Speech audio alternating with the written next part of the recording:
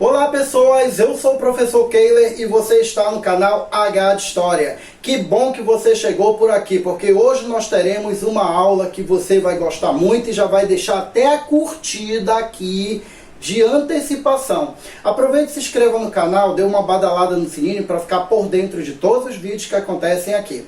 Hoje a aula é sobre história antiga e nós vamos falar sobre a Mesopotâmia. Roda a vinheta.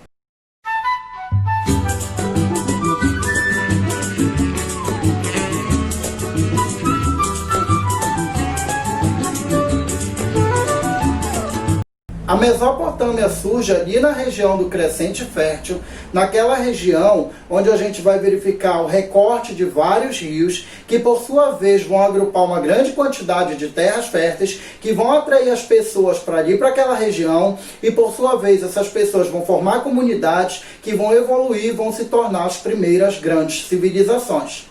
Entre essas civilizações que a gente verifica ali, estaria então a Mesopotâmia, que seria exatamente um conjunto de cidades que vai surgir ali naquela localidade. Mais precisamente entre dois rios, o rio Tigre e o rio Eufrates. Aliás, o termo Mesopotâmia já quer dizer isso, terra entre rios, fazendo uma ênfase, então, ao fato dela estar localizada entre o rio Tigre e entre o rio Eufrates. Atualmente, aquela região ela é onde fica o atual Iraque, parte da Síria, parte da Turquia e também parte do Kuwait. Uma boa parte do Iraque é que está exatamente ocupando aquela localidade. É importante que a gente fale, pelo menos por enquanto, de uma região mesopotâmica. Até porque a Mesopotâmia ela não é uma cidade. Haja vista que ela é composta de vários povos, ela é composta de vários grupos. Então isso torna ela apenas uma região que abriga esses vários grupos que se estabeleceram ali e que passaram a conviver ali naquela localidade. Entre os povos a gente pode destacar então os sumérios, os acádios, os amoritas, os assírios e os caldeus. São então os povos que habitaram aquela região.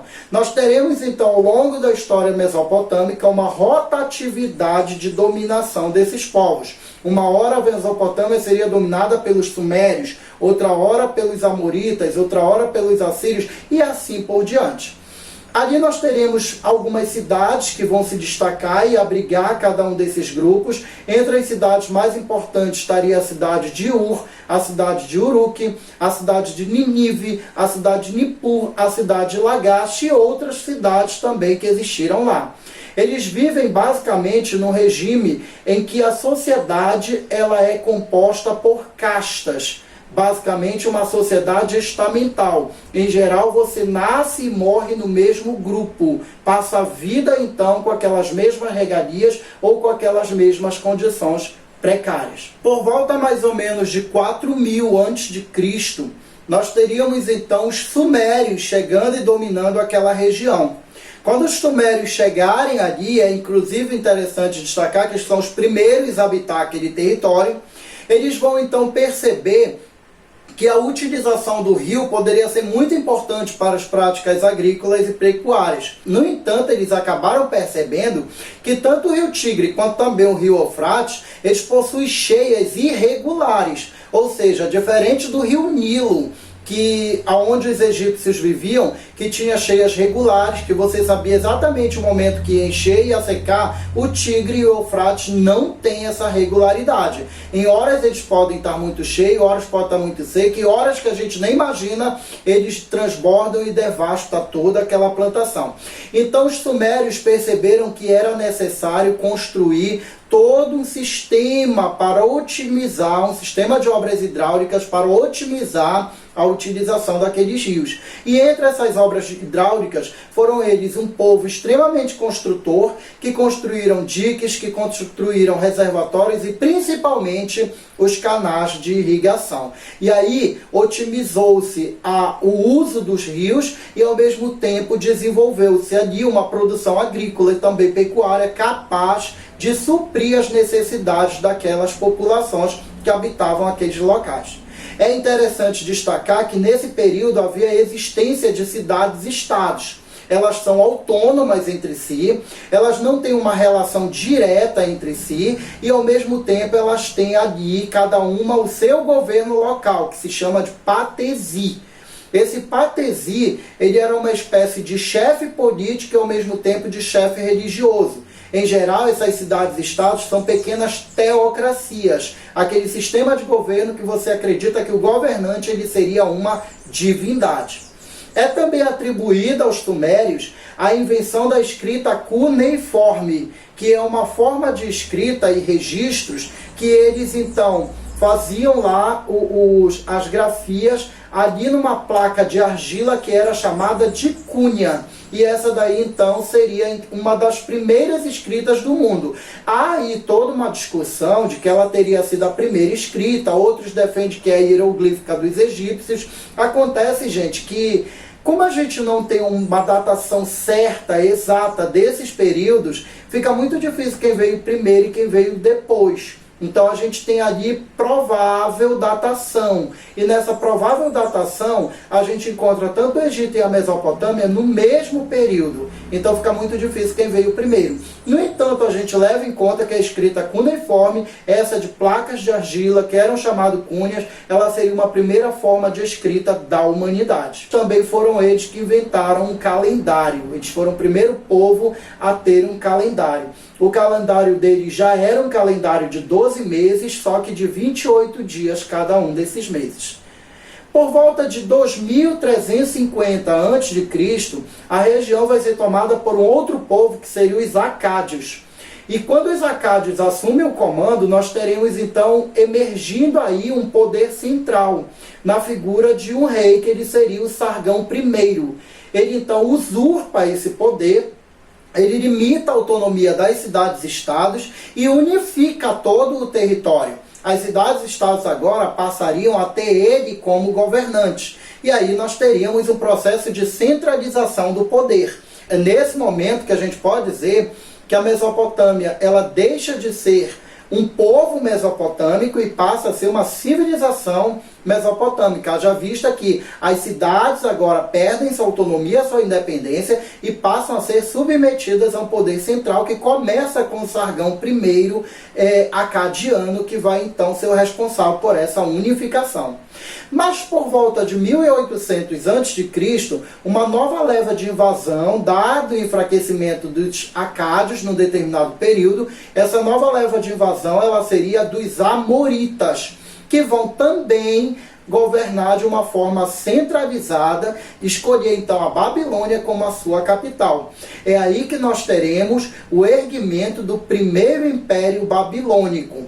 Esse império, então, ele vai consolidar o processo da unificação, porque ele vai dar continuidade a essa unificação, principalmente na língua e também na religião. O deus Marduk, escolhido então pelo rei Hammurabi, que é o rei que vai governar esse primeiro império babilônico, passa a ser o principal deus, embora a religião continue sendo politeísta. Hammurabi se tornou um rei absoluto, e na condição de um rei concentrador de poder e ao mesmo tempo absoluto nas suas decisões, ele teria criado o Código de Hammurabi, que é também considerado um dos primeiros códigos de leis escritas daquele momento. O Código de Hammurabi é um código de conduta, de postura e também de punições. É ali que estão as leis. A partir do primeiro império babilônico, é ali que estão escritas as regras, ali que está escrita também as condutas. É importante destacar que esse daí é atribuído como um dos primeiros códigos de leis escritas. E o código, por sua vez, ele se baseia numa antiga lei local, a lei de Talião, que ela tem um lema, o olho por olho e dente por dente. A gente percebe então que nesse código de posturas a gente verifica a pena de morte como um elemento fundamental e ao mesmo tempo o castigo sendo praticamente revidado com uma forma de vingança. Se você cortou a mão de alguém, a sua mão será cortada. Se você furou o olho de alguém, o seu olho será furado. Se você construiu a casa de alguém e a casa caiu, você vai ter a sua casa também demolida. Seria teoricamente, a uma primeira vista, um código muito justo, no sentido da vingança, no sentido da de acometer ali um castigo mais severo. No entanto, há uma diferenciação social que a gente percebe muito clara no Código de Hammurabi.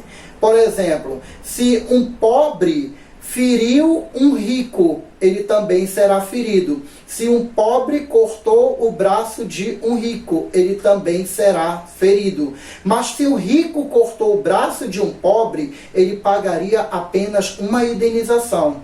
Se o rico matou um escravo, ele pagaria uma indenização e não morreria por isso. Então existe uma tese de que o Código de Talião, o Código de Hammurabi, protegeria os mais ricos e seria extremamente implacável com os mais pobres. No final do Império Babilônico, nós temos então um enfraquecimento devido a alguns problemas locais e internos que envolvem a questão política, e nós teríamos então a invasão dos povos hitistas e logo depois então dos assírios.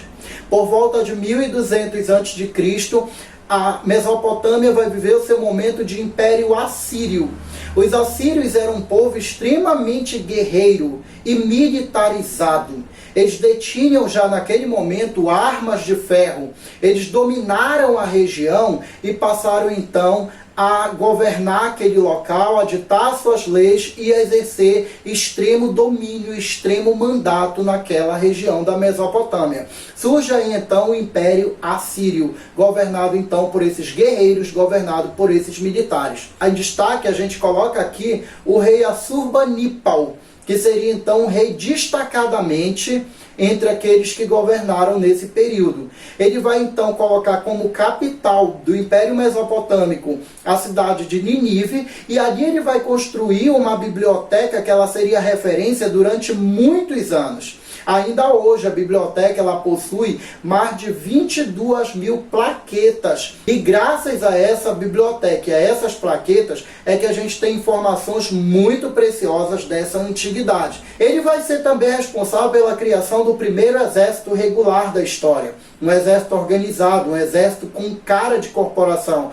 um exército com estrutura de corporação, aonde nós teríamos um exército bem treinado, que já detinham também o manuseio e o uso eficiente de carruagens de guerra, olha que interessante, e que já utilizava cavalaria e também um grande número de arqueiros nos seus combates. A gente percebe então que o exército da Mesopotâmia, no período do Império Assírio, ele é um exército que ele causa temor, só de pensarem que aquele exército está vindo nessa direção.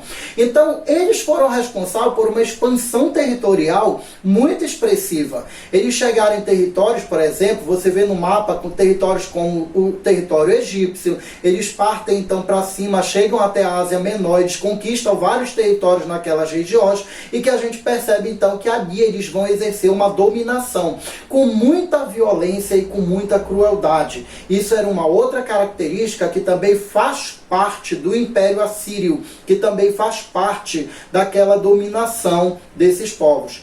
Com o tempo, a gente percebe que o Império começa a entrar em disputas políticas e se enfraquece o exército, e se enfraquece a dominação dos territórios. Muitas revoltas nessas províncias, nessas localidades dominadas vão ocorrer, e o Império, além de perder os seus domínios, ele também vai começar a ruir.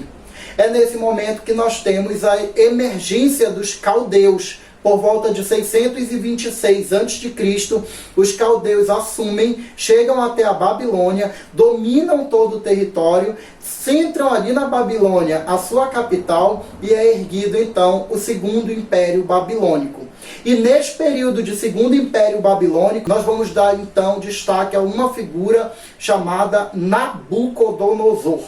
O Nabucodonosor ele foi responsável pela prosperidade da região. Ele otimizou e intensificou as obras de irrigação, ele construiu mais canais, ele construiu mais reservatórios, ele deu então toda uma força para a agricultura, toda uma força para a pecuária, garantindo a prosperidade do local.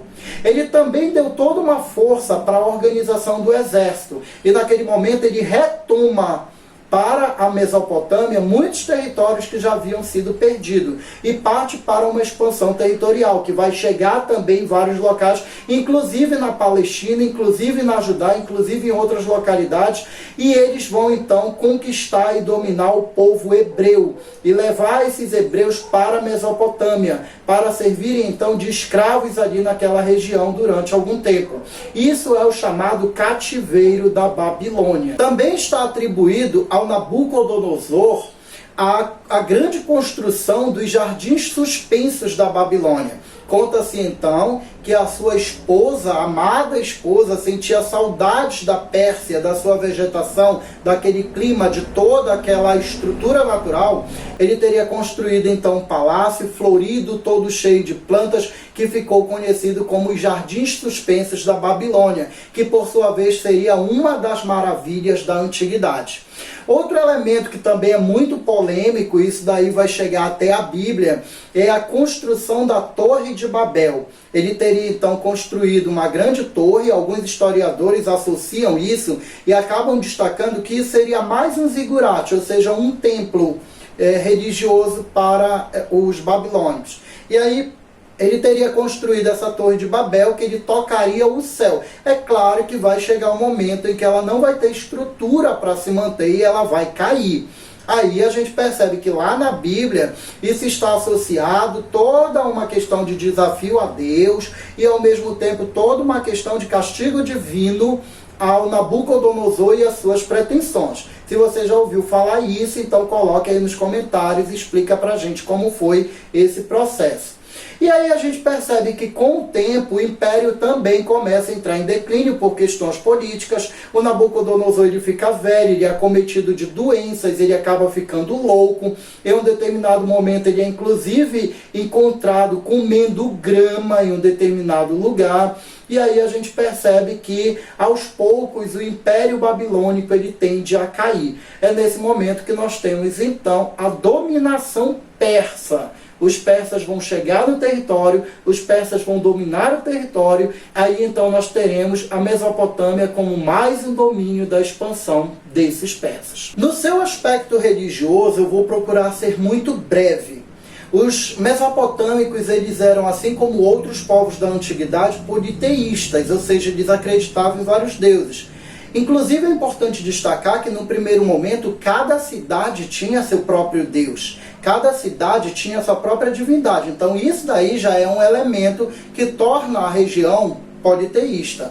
Eles também eram associados à natureza. O caso, por exemplo, de a deusa Ishtar, que era representada pela lua, e outros deuses também que têm representação natural. Marduk se tornou o principal deus, principalmente durante os períodos de impérios babilônicos. Tanto o primeiro império babilônico quanto o segundo império babilônico tornaram Marduk a principal divindade. Eles são deuses que têm uma representação antropomórfica, em alguns casos até são representados também em forma de homens e animais. O antropomorfismo é muito comum encontrar nas colunas dos palácios, por exemplo, leões com cabeças de homens, certo? Que faz parte também da crença e da cultura dos mesopotâmicos. Os templos eram chamados de zigurates. E esses zigurates, embora eles fossem templos, eles não tinham apenas essa finalidade. Embora eles tivessem essa finalidade religiosa, eles também eram uma espécie de depósito e armazenamento de alimentos. E ali as pessoas se encontravam também para praticar comércio e também para discutir questões políticas, que era muito comum então acontecer nesses zigurates. Ou seja, os templos não eram uma exclusividade de atividades religiosas. Se você gostou dessa aula, então aproveita, vem bem aqui embaixo e dá um like. Dá esse like aí que o canal precisa desse like. Eu espero realmente que vocês tenham gostado da aula, que vocês tenham compreendido e que isso tenha ajudado vocês em alguma coisa. O canal H de História agradece mais uma vez a presença de vocês aqui. Valeu!